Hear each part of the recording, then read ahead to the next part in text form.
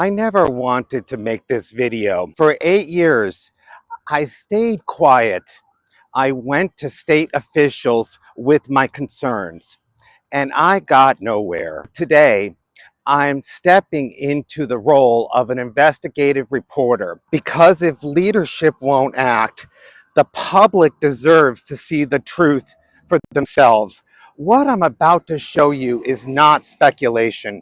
It's not rumor. It's video footage, text messages, and firsthand evidence that I personally recorded and kept.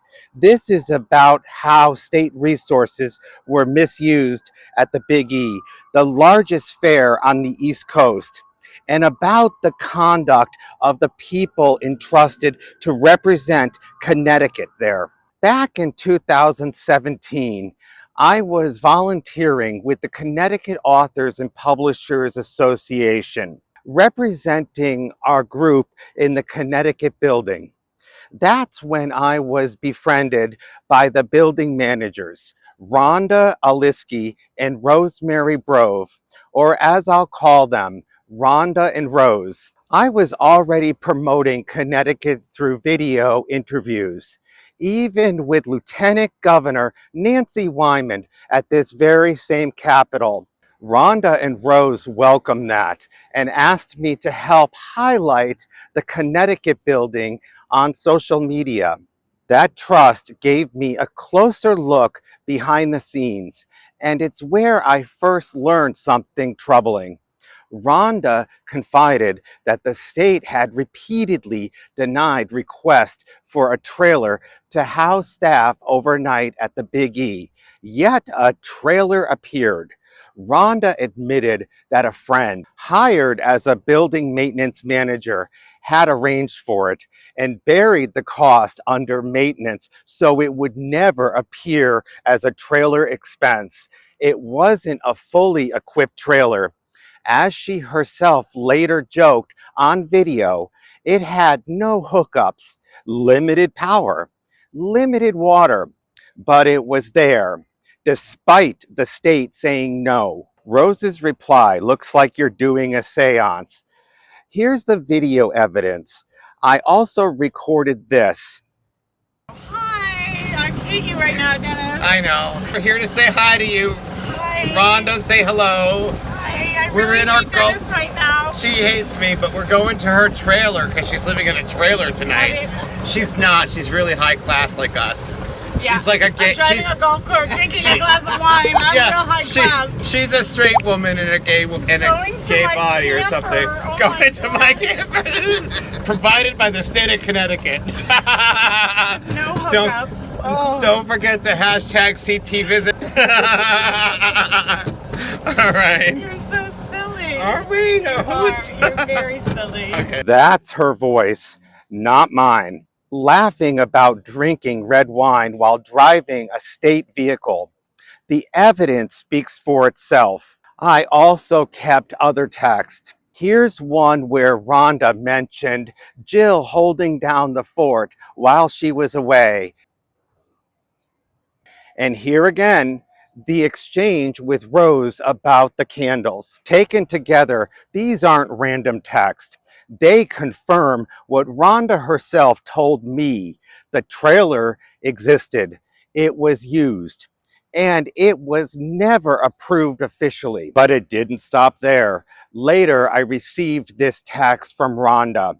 Check yourself. Here's the text. To understand that message, you need the backstory. Rhonda often confided in me things she didn't want Rose to know. But when her behavior began to concern me, I told Rose anyway. Because I believed as a state employee, Rhonda's conduct was unacceptable. Rose, as her colleague, confronted her. That triggered Rhonda's fury. She sent me that check yourself message, cut off all contact. As I dug deeper later, I uncovered that this wasn't the first time Rhonda's judgment had been questioned. In 2007, The Hartford Courant reported that she was arrested and charged with 9 felony counts of risk of injury to a minor and 9 counts of permitting minors to possess liquor. Woman denies that she let teens drink. Her lawyer called the charges absurd, and she denied them. But court affidavits described sworn statements from teenagers, allegations of alcohol being provided, and erratic driving. I'm not here to retry that case, but when you put that history beside what I've personally documented, wine in a state golf cart, a buried trailer expense, hostile text, and abuse of authority, the pattern is deeply concerning. Why now? I kept this quiet.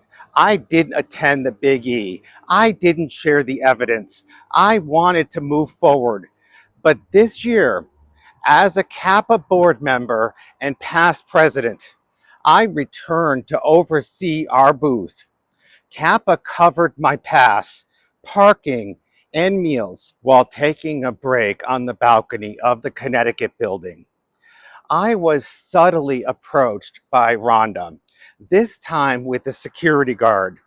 Her words, "This is not a comfortable conversation. I don't feel safe with you here, so I'm going to have to ask you to leave." I was escorted out of the Connecticut building in front of other vendors, humiliated for no reason. I wasn't disruptive. I wasn't causing a scene. I was sitting quietly, doing my job. Why would she feel unsafe with me there? After 8 years, the only conclusion I can draw is that she remembers what she told me and fears it coming to light. When I reported this to leadership, Commissioner O'Keefe, Deputy Commissioner Robertson, and Director Shapiro, I wasn't met with accountability. Instead, I was directed to the state whistleblower process. But my complaint wasn't about a secret program.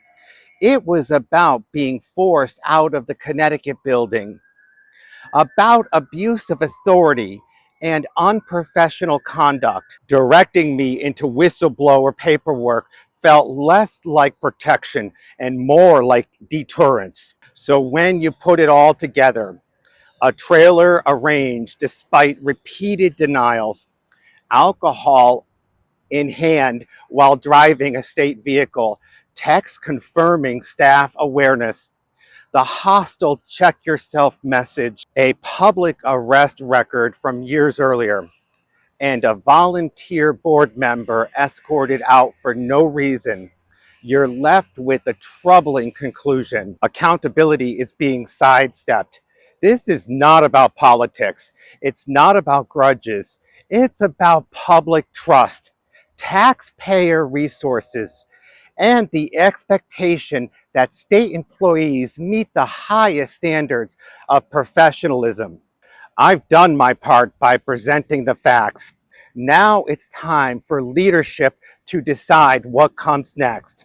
And I want to most importantly thank you for listening, because it's voices like yours that get heard.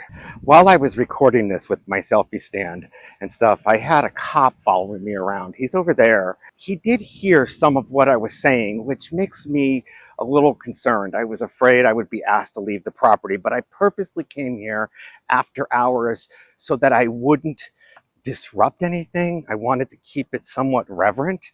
I didn't want to make a big spectacle out of it. So I'm grateful that I wasn't escorted off our very own state capitol, because that would have been, well, would have been wrong, because I've already been escorted out by state employees. What do you think? Okay, No, so that's we a are horrible coasting. picture. We know we're videoing. No, I we're don't. coasting. But you would. We're coasting in the golf cart, and we're like literally doing like 7 miles an hour. We're like a hoot. I know, isn't this great? We're going to We're going to Rose's trailer. We're gonna live in a trailer tonight. No hookups. With no hookups. It's a hoot. Hey, what you have to do to support Connecticut tourism? Hashtag CT visit. They need to be held accountable.